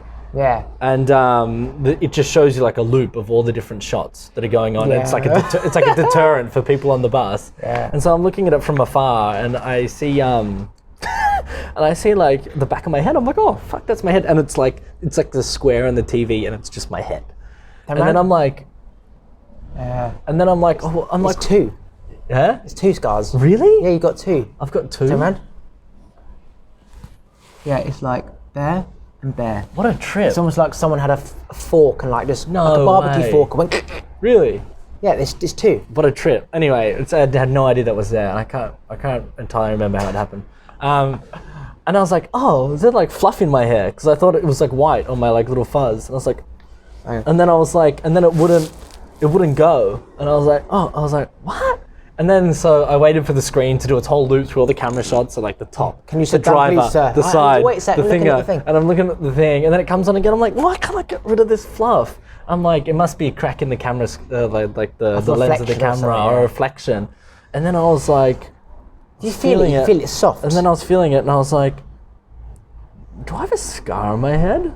How did you get it? That's how I figured it out. I think, I'm not entirely sure. I think I was at a spa party in Budapest in Hungary about 5-6 years ago, and I was insanely intoxicated. And I was running around the spa. You know, like Hungarian spas? Have you ever like heard about those? I don't know. Oh, they're like natural springs. They're kind of like the Ottoman bathhouses, and they're like natural springs. And because the Ottoman Empire, conquered Hungary at some point, and they left these beautiful, like huge ornate buildings with these big baths or like pools in the middle, and they're like natural hot springs. And you go in and whatever. Anyway, I worked at this party hostel, and once a week, the biggest spa in Budapest in Hungary, Széchenyi, would hold like a rave party in their spas. And I was at one of those, and it's just everybody goes there and they get a DJ and music and lights, and you rave in this like unbelievably beautiful old Hungarian spa, man. And I was running around it and I slipped over and like hit my head and I was bleeding heaps and whatever, but you don't know it leaves a scar until you shave your head. Yeah, you think like, oh, it just become a scab and heal. Yeah, no and then idea. Like, my sister hit me with a polish can. Yeah. Jesus, man, what the fuck did you do? A polish? What's a polish can? Just like a spray. Right. Like when you polish a table. Oh, right, yeah. It's just a can. She picks up and I pissed her off. And this one, man, she's savage. I ran around to my friend's house, tripped up the curb, landed on the wooden door thing, and I woke up and there was blood coming down. Like, I remember running, and I remember waking up. So I must have tripped so quick and landed on the doorstep. My neighbours were like, "Did you hear that noise? What was that?" I don't know. And I'm around the corner, like crying, like bleeding. And then I go inside to get a bag of peas. I'm running with my friends. Peas, classic. I don't know how long I was knocked out for. Really? I have no idea, because I just remember running, floor. That's pretty fucked up, man. Like bled out or something, not bled out. I remember it was swelled up though, because you could remember feeling like, it's like when it's growing, coming back together. When did you shave your head? So I had, as you said, I had long hair. So when I was 21, I last cut my hair. 26, I moved to London. 5-6 months ago, I moved back. But a month or so before I moved back, I used to work for Domino's and I had the helmet, and the hair used to go in my face. It was a fucking nightmare. Worse. Got so pissed off. I also was looking at myself in the mirror thinking, I look like a fucking woman. I did this for the David Guetta look. You know, like messy man bun. And then I went and had, and then I dyed it all these colours, and I'm looking at myself like, I look like a woman. No, I'm not getting any women. And then I literally went to the hairdressers or the barbers and I said, shave it. And he shaved it off. Nice. It was all on the floor. Nice. Feels good, doesn't it? Yeah, like, it was a moment when I had long hair, but then it was time to go. Yeah, I know that exact feeling, yeah. It's just a nice look having a bit of a stubble and hair. Yeah. It's just a different look. Most people don't have shaved hair. Nah. Most guys are scared to lose their hair. I think so, yeah. I think so. I'm like, what? I kind of am, but like I'm not really phased, you know. It's like, so I'm gonna be bold. Like I don't really give a fuck. When you do it, do you go to like 2 or 3 or 4? I don't know what I do. I've got a shaver thing. I shave it real short, like shorter than. So this is about 2 now. When I do it's 1.5. I'm probably 1.5 or something as well, like thereabouts or something like that. I love the look where it's not hair, but you can see like the follicle and it looks black, and it's like spiky. Oh, I'm a bit longer. Oh, I'm similar to that. Yeah, like you pretty much can't get any shorter. Like a boy band look. You know, like What would you call it? You know Zayn Malik. No. Well, I was on Google, and he had just like shaved. It wasn't like hair where you could move it. It was like a spike, and it just looked good. It was almost like it was painted on because it had the black follicle and the hair. Anyway, that inspired me, and I thought, let's do it. Your black follicles. Yeah, like I can't explain it. It's like the hair would cover the follicle, but if it's short enough, you can see the follicle. Yeah. I thought, fuck it, I might dye it blonde. Who knows? Yeah. Let's get some like bleach. I've seen a few people with that look, like real short hair with the bleach blonde beard. Didn't Bieber have that? What's going on with Bieber at the moment? Someone told me he's like, they think he's a drug addict or something. So basically, he's got Lyme's disease. That's right. He says it's not curable, but I'm like, well, it is. Lyme's disease? He said it on Instagram. He has Lyme disease. He said it isn't, but it is. You go to the doctor to get antibiotics. So I don't know. Can you cure it? I know it's pretty severe. In England, you can just go and get antibiotics. I know it's pretty severe, but like someone was telling me. This is purely just like speculation, but someone was telling me they thought that he was just using it as an excuse because he's just on drugs. He's no, like again, unless you go to the source. It's an easy scapegoat. You know? Yeah, if you go on his Instagram live, he was playing all of his old songs on piano for like half an hour. His girlfriend's filming him on his little Segway, going around the kitchen, saying how grateful he is about having this house and life. Again, it's all fake bollocks and news. Yeah. Like, you believe what you want to believe. Yeah. Nothing exists. It's all bullshit. Like, it is all bullshit. Everything you hear, I don't take anything as fact. I just presume 100%. It's just twisted or bollocks. 100%. So like, you just know what he's telling you. The only thing I trust that isn't bollocks is my own bollocks. Yeah, but like you can only trust what he's telling you. You know, and like you can only trust what anyone's telling you. Like he's like, I've got Lyme disease, and everyone's just like, okay. Like, if you say so, you know, I don't know if you got Lyme disease. I don't know if you don't. That's the thing. It could have been. You have a million reasons to lie. You have a million reasons not to lie. Like, I don't fuck. You see, yeah, you got to take everything with a grain of salt. And, he did release a song a few weeks later, but you know, it's like it's not something you laugh about. But then he says it's not curable, but in England it is. So I don't know.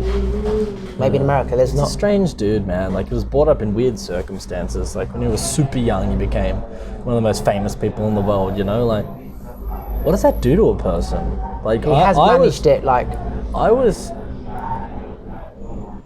Like what? Like he's learned to manage it well. If you see these child stars, they end up fucking and doing like drugs. Oh, but I think he went down that path, didn't he? He was close, lashing out paparazzis, but because he has faith in God and whatever, and he actually found love at just the right time with Hailey Baldwin. He would have gone down like the Home Alone guy, Michael Jackson. He's doing all right now, Macaulay Culkin. He still looks like a he's fucking. All right. He looks like a junkie, but he's all right. Yeah. He was in an advert. Seems like he's doing all right. He's a bit nutty. Yeah, but at least he's not like. You know what I saw the other day? My brother sent me an article of. Remember Goldberg from the Mighty Ducks? No. The Mighty Ducks. WWE Goldberg. He's the goalie. I think it's called Goldberg. He's the goalie. Have you ever seen Mighty Ducks? No. Oh, Mighty Ducks, the greatest. Mighty Ducks sounds like a nice pub. He's the. Let's go down the Mighty Ducks. Yeah, Mighty Ducks. But you do know what I'm talking about? No. With like Emilio Estevez and like, oh man, the Mighty Ducks Pablo was a classic, dude. It was about these this hockey team that, like, I don't know, it's just like an inspirational like kids movie, but it was a classic. And the goalie, who was a kid at the time, obviously, he was like really lovable, really funny. My brother sent me a photo of him now. He just got arrested on like drug charges. He's a full like junkie, like hit some real rough times. And I'm thinking to myself, like, how often does that happen? Hour and 20. How often? An hour and 20. Oh, making time, huh? How often does that happen? You know, like, is a child better off being exposed to that sort of thing and like being? Oh, for the internet. Yes. Oh, sorry. So that's the thing. So I'll continue. Yeah, like, is a child actor better off being, you know, famous and having money and having a secure future, or are they just better just having a normal childhood? Like, again, and they don't get that choice. They just get put in it, right? Like, if you're a kid, if you're a child, everyone who doesn't out seeking have that, acting, you get put in that. Everyone who doesn't have that life seeks that life. But people who have that want this life. So if literally everything is we want what we haven't got, well, there is the rule, just appreciate what you have got. Like, everyone wants something else. Definitely. And then when they have it, they want something else. Definitely. There is no, like, I really had to understand this. Every time I have something I think I wanted, I don't want it. I was like, well, what do I want then? And the answer is, don't want anything. Just be present and enjoy. Just feel good. As crazy as that sounds, just feel good. You bang on, man. And make sure you feel good tomorrow, because you go back in time, we're just animals, grass, sun, water. We just had to migrate to the next meal, fuck along the way. There was no brain activity, there was no, what is that? It was just sniffing, and there's no brain activities, there's no conscious thought of, what do I want? Because it just doesn't exist. It was just present. And then if we died, we died, and if we didn't, we'll just, you know what I mean? I think you're spot on, man. I really do. Hard to grasp, but I really do. Gotta go back to the roots. Yeah, and I think, like, if you look at most people really in Hollywood, the vast majority are fucking miserable. The vast majority of wealthy people are fucking miserable. The older I get, the more I realize that, like, it's what you aspire to be, or what I aspired to be for many years. You know, I want to be rich and famous, and then you look at all rich and famous people, and their lives suck, man. Suck. Like, if you're super famous, you can't leave your house. You can't go around in public. You can't live like a normal human being. You've got millions of dollars. Everyone knows money doesn't make you fucking happy. Yeah, a certain amount makes you comfortable and allows you to live a better life and allows you to eat food you want to eat and dine out when you want to dine out. But you don't need a fortune to do those, to do the basics, to do the simple things. If you've got a fortune, you're a slave to it. You're a slave to it, man. You really are. I want fame. When I say fame, I mean a name which I can have an impact. So if I'm going to, say, the Congo, people know I've arrived. Now I can serve. That's what I want the name for. You can't sell a product without the brand type of thing. I want money. I buy my house, whatever, buy my car. As you said, you only need like a certain amount to do that. But the other money will be to do other stuff. You don't want to be money a Kim runs Kardashian. out. You don't want to be a Kim Kardashian where, like, every little millimeter of your life is under a microscope. Every time you take a shit, it's going to be in the fucking paper. You know what I mean? Kim Kardashian doesn't know how to it's take like, a real do I shit. want to serve humanity and can't step out the house versus stepping out the house, but knowing I could help, but not. Again, it's like there's a fine balance. I think so. If you can put like a mask on and have fun, a burqa, a Michael Jackson mask, a Mrs. Doubtfire mask, is that now fun? The fact that they don't know who's there, so that counteracts the fact that you can't leave the house.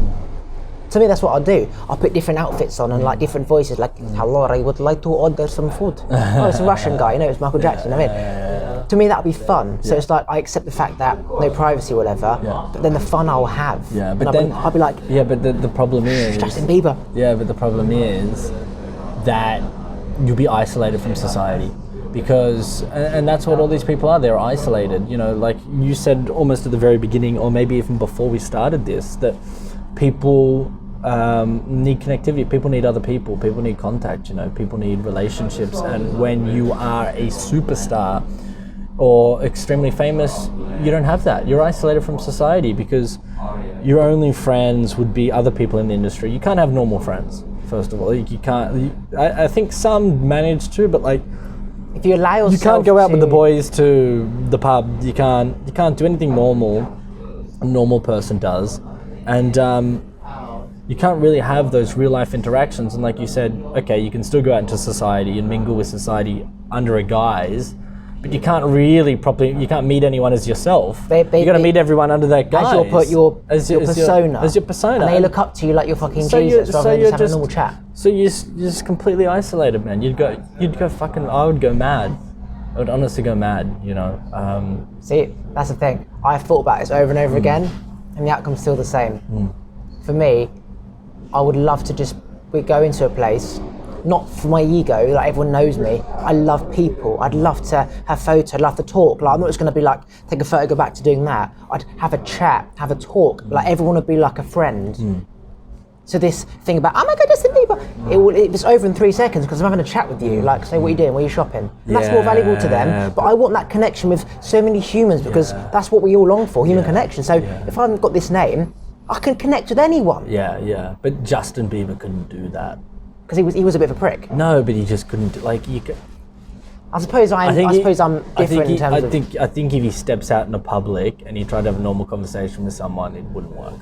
I think he would have a crowd around him in 2 seconds that would swarm him to the point where he needs to get out because it'd be dangerous for his life. You know what I mean? You can't, like, when there's a crowd swarming you can't just stop and go, let's have a chat. You know what I mean? That's the thing. I don't think about it like that. I sort of think, I can manage. But if you might be able to, but I'm talking like extreme levels of fame, right? Really, like there's not many more people more famous than Justin Bieber. So to be fair, I'm giving examples of like. What's interesting is as these big celebrities get older, that generation doesn't exist anymore. You become an adult, and there's not like Westlife and boy bands, Boyzone, and you get older, you're just an adult that. It's not the same. Yeah, well, I think a lot of those boy bands, their fame died off as well. That was a part of it. Whereas like you got someone like, let's say, Brad Pitt, or like great example Leonardo DiCaprio, who's always been handled his fame unbelievably well. Like he surprises me, which I think shows an exceptional level of intelligence. He's very smart because he was a child star as well, and so and he's always handled it well. But whereas the boy bands, their fame dies off, he's been consistently a great actor for 20 plus years. You learn if you don't. So he's never dropped his fame, but he's handled it very well. If you're an arsehole in that industry, you're pretty much out. So you have the choice but to get your act together. You can't just lash out at an interviewer because they said something you didn't like. Well, some people get away with it for a while, man. Like, because if you've got a certain level of fame, you've got a certain level of power, and you can be a real dick, man. I think some can. I honestly think some can. I mean, I know what you're saying. Like, generally, you can't. Like, you can't just be a dick permanently or like all the time. It's going to catch up with you, and you will get. He does his global cast warming out. thing. But I think a lot of people. I think a lot of big actors, do have a big ego and are dicks. But if you're famous enough, you can kind of do whatever you want a lot of the time. That's the thing. Right? When you see someone who thinks that they're this big gift because they've got cast in a few films, and you look at them like through their soul, and you see that you're just longing for this thing still, and you've got all of this, and yet I think you're Mr. Big whatever, and you're like, I can see through your soul. Like it's quite upsetting. Like you've obviously chased this thing your whole life, and yet you've got what everyone wants, but you're still not happy. That is sad. Or you see, it's also interesting to see how, or hear how human and normal Chinese hockey cow. a lot of these actors are, man. Like, if you see them, if you listen to like an episode of the Joe Rogan Experience, or like THR, the Hollywood Reporter, these podcasts who interview, famous actors, and because we idolize them, right? But then you hear this, you sit down, you listen to their story, and you're like, oh man, you're just like a regular dude. Or like, and you hear them after they say cut, they're like, just exactly the same as us. Yeah, you're like, you're just a... How was that? Was that You're good? a dumb motherfucker, and like, just like me, you know what I mean? Every part of your life, but you just happen to be exceptionally good at acting. Shitting on the but couch. Everyone is like, you are a god, you're in this movie, you're a fucking god. But then you just hear them having a jovial, casual conversation on a podcast, like, oh dude, you're exactly like me. But fascinates me when you're just in this profession that happens to get paid unbelievably well, and that everyone idolizes you, Fascinates me when you see a famous person in reality, and you see them just like aware that they are not the same, but they are. Yeah. And they're just normal. Because they get godlike status. Yeah, you sort of expect them to be like this vision you see on TV, but they're just normal, like they want to fit in, and you forget that they had friends at school like us. They want to secretly be us, but they're not. And it's just like, it's like seeing a fucking dog amongst sheep. It just doesn't fit in. And some of them talk about it, man. Like Jim Carrey openly talks about it now. He's like, he says a lot about how like he wishes Russell Brand, Jim Carrey, enlightenment, even Kanye West, he went through spiritual enlightenment. Yeah, he talks about Hall of Fame and Versace. Jim Carrey, I remember him saying like in an interview, it's like, I wish everyone could at least just once like be in my position and see what it feels like to be where I'm at and have all the fame in the world and all the money in the world. Literally a complete circle. Many don't even, think about it, how many people have done that? Kanye, Russell and him. I don't know anyone else, I'm sure there is, but rare to like just go back around to nothing. It's incredible. Yeah, they're like, step a day in my shoes and you'll realize that this isn't the answer. This doesn't bring happiness. And you can see it. You see it. Again, human connection. It always comes down to human connection. Every time I search for something, I think, what's the purpose? Human connection. Yeah. It all comes down to serving. It comes back to the fundamental things we need. For me, fundamentally, I just need connection. I need love. I need adversity because I need to like achieve. I need a sense of accomplishment. I need nature. I need just a few things, fundamental things, and I'm happy. But we're taught that money and fame brings us happiness, but all those people that have money and fame, they just want their fundamental things. They just want those things. And a lot of the time they can't achieve them because they're too famous and too rich. And they can't get the things because you can't buy a lot of these things with fame and money. You can't. You want real honest conversations, and they just see you as a celeb, and they bullshit. How often do you get to have a real conversation if you're like a Jim Carrey with someone? No. How often? Jim doesn't do photos anymore. How often? He says he wants to just... Yeah, how often if you're Justin Bieber, how many people do you get to have a real conversation with? Just a normal, everyday conversation with? No one. Like who? No one. Everyone, even your own parents would look at you as like some sort of god. Like the mum wouldn't get on her knees and be like, oh, you're amazing. My son's a big superstar. Yeah, but just the way, like her son has made, tens of millions of dollars, hundreds of millions of dollars, and she wouldn't even treat him, the same way anymore. Now he's treated by everyone as a superstar, even his own family. She wants £1 million to buy another house. Yeah. And so you've lost this sense of connection with the world. You're no longer connected with the world because the world no longer views you as a human being. They view you as something an asset, a brand, a god or whatever. We are the bitch of every business. Which is scary. We're the bitch of every business. If you work for a company, you're basically the bitch of them. They're using you to make money for them and their vision. Well, he's a brand. Exactly. That's what when people have an office. He can and can't do certain things. He has to act certain ways. He's a brand, man. Whoever owns his label or whatever, essentially whoever's paying him is. Have you ever thought about this, right? You have like a big office with like say 30 employees, they've got their own office, and then they get fired and they say, it's my office. It's not your office. It's a building that I need someone to do your position in. They see it as their office. You know what I mean? Just that, the psychology of how you think it's your office because you've got your little photo of your dog up there and your plant and your little lunch. It's not your office just because And so you think it's yours, but it's not.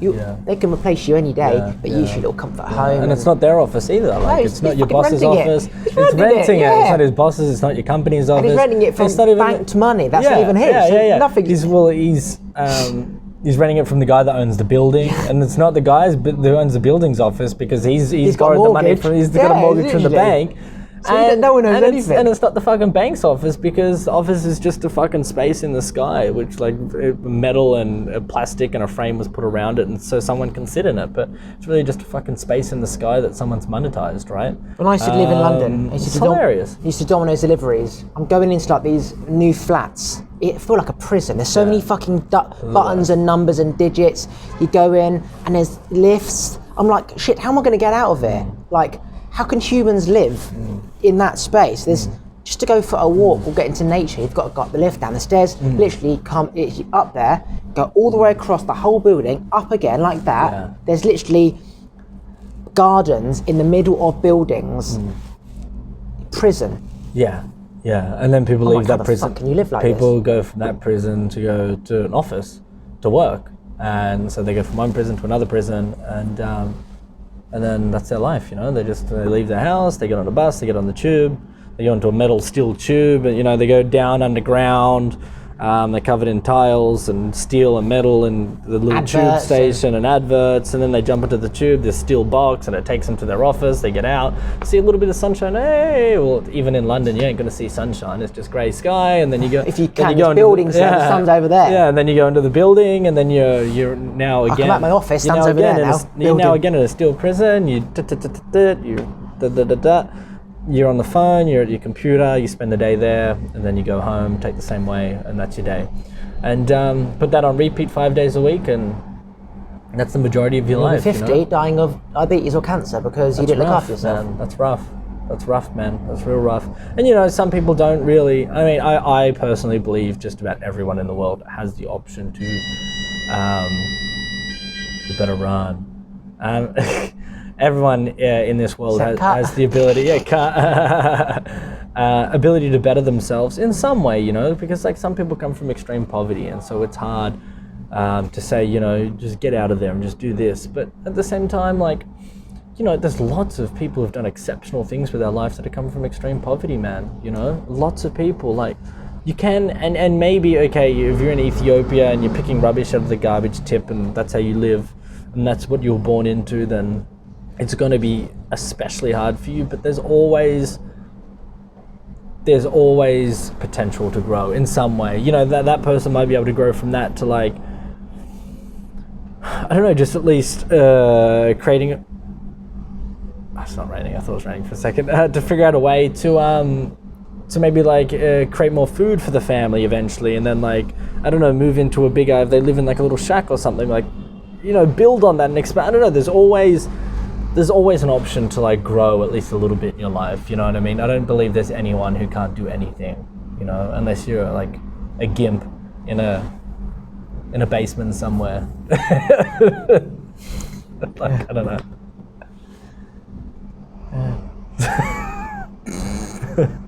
But yeah, people can grow, man. People can grow, and I don't know. Sometimes we hit our upper limit. Right, should we end it there? Yeah. Yeah. Yeah. My brain has You're fuzzed out. Yeah. Anything else you wanna say before I press the stop button? Yeah. Oh, I want to get this right. Hold up. I want to get this right. I think this is important. I heard this. I heard this 140. Not bad. I feel pretty good about that. There's this quote I heard the other day, and I heard it once. I heard it once. A guy here where I'm staying, a Moroccan guy. He's like, I want to tell you this. We were talking about business and life and whatever, and he's like, I want to tell you this quote. And he read the quote out to me. It's from Teddy Roosevelt, and I was like, oh, that's kind of fucking awesome. And then I was listening to a podcast, and then like 3 days later, and then it came up again. Never finger your ass with long nails. Never think of what? Never finger your ass with long nails. What? Was that it? Was that the quote? Yeah, it's a great tip. Honestly, you got it. You got it. You don't want a bleeding asshole, man. No. You don't want that. Let's see. Is this it? Yeah, this is it. So it goes, it is not the critic who counts, not the man who points out how the strong man stumbles, or where the doer of deeds could have done them better. The credit belongs to the man who is actually in the arena, whose face is marred by dust and sweat and blood, who strives valiantly, who errs, who comes short again and again, and who spends himself in a worthy cause, who at the best knows in the end the triumph of high achievement, and who at the worst, if he fails, at least fails while daring greatly, so that his place shall never be with those cold and timid souls who neither know victory nor defeat. I thought that was so powerful because I think that encapsulates... Did you get it all in one? I got it all in one. Yeah. And I think it's I think that's a great encapsulation of the world we're living in at the moment. It's 99% of the population is sitting on the sidelines and they don't want to enter the arena. 99% of the population living out of fear. They're fear driven. They're going to work 9 to 5. They're taking the easy option. They know there's always going to be an income. They only want to enter if they're going to win. It's not about the winning. It's about... If you want to really live an exceptional life, really be happy, really push yourself, really strive for something better, then you got to enter the arena. And whether or not you succeed or you fail, that's not the point. It's whether or not you get in there in the first place and you have a go, you know. So I thought that was powerful. Yeah, like...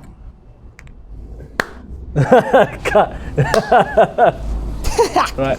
And on that bombshell, good night.